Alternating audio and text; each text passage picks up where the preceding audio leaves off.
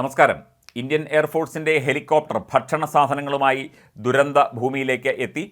ഈ തിരച്ചിൽ നടത്തുന്ന ദൗത്യ സംഘത്തിനുള്ള ഭക്ഷണവുമായിട്ടാണ് ഇപ്പോൾ ഇന്ത്യൻ എയർഫോഴ്സിൻ്റെ ഹെലികോപ്റ്റർ എത്തിയിരിക്കുന്നത്. ഹെലികോപ്റ്റർ പൂർണ്ണമായി അവിടെ ഇറക്കാൻ സാധിക്കില്ല. അതുകൊണ്ട് അത് വായുവിൽ നിർത്തിക്കൊണ്ട് ഭക്ഷണ പൊതികൾ താഴേക്ക് ഇട്ടുകൊടുത്ത് അങ്ങനെയാണ് ഈ ഭക്ഷണ വിതരണം അവിടെ നടക്കുന്നത്. ഭക്ഷണ വിതരണവുമായി ബന്ധപ്പെട്ട് അവിടെ ഭക്ഷ്യക്ഷാമവും മറ്റു കാര്യങ്ങളൊന്നും ഉണ്ടാകില്ല. എല്ലാ മേഖലകളിലും, ആശുപത്രികളിലും ക്യാമ്പുകളിലും അടക്കം എല്ലാവിധ സജ്ജീകരണങ്ങളും ഒരുക്കിയിട്ടുണ്ടെന്ന് ഭക്ഷ്യ സിവിൽ സപ്ലൈസ് മന്ത്രി GR അനിൽ നേരത്തെ വ്യക്തമാക്കിയിരുന്നു. അങ്ങോട്ടുള്ള എല്ലാവിധ സജ്ജീകരണങ്ങളും പൂർത്തിയായി. പ്രത്യേകമായ ട്രക്കുകളിലും ലോഡുകളിലും ഈ ഭക്ഷണ സാധനങ്ങൾ വിവിധ ക്യാമ്പുകളിലും അതുപോലെ ആശുപത്രിയിലും പരിക്കേറ്റവർ കഴിയുന്ന മേഖലകളിലുമൊക്കെ എത്തിക്കാനും ഇതുപോലെ ദൗത്യസംഘത്തിന് കൃത്യമായി ഭക്ഷണം നൽകാനുമൊക്കെയുള്ള ശ്രമങ്ങൾ ഊർജിതമായി നടക്കുകയാണ്. അത് പൂർത്തീകരിച്ചു കൊണ്ടിരിക്കുകയാണ് എന്നാണ് മന്ത്രി അറിയിച്ചത്.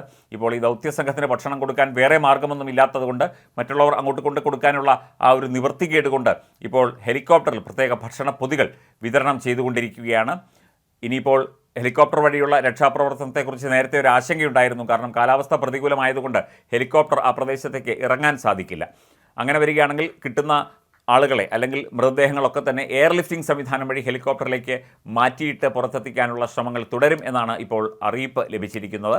ഇപ്പോൾ കാലാവസ്ഥ ഒരുവിധം തെളിഞ്ഞിട്ടുണ്ട്. ഇടവിട്ട് മഴ പെയ്യുന്നുണ്ട്. എന്നാൽ പോലും ഒരു തെളിഞ്ഞ കാലാവസ്ഥയാണ് ഈ മുണ്ടക്കൈ പ്രദേശത്തൊക്കെ തന്നെ ഇപ്പോൾ അനുഭവപ്പെടുന്നത്.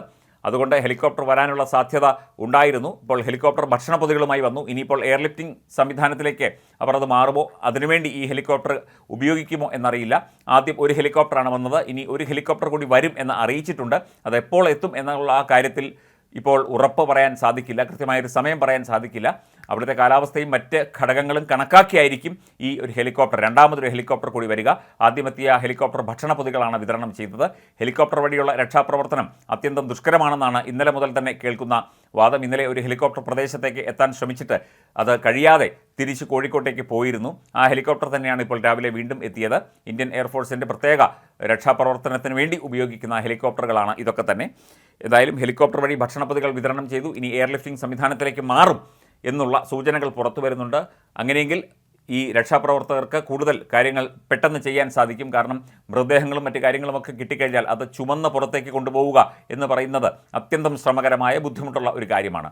അതുകൊണ്ട് അവരെ സഹായിക്കുന്നതിനായിട്ടുള്ള ഹെലികോപ്റ്റർ സംവിധാനങ്ങൾ അവിടെ ഉടൻ തന്നെ എത്തും എന്നാണ് ഇപ്പോൾ അറിയിപ്പ് ലഭിച്ചിരിക്കുന്നത്.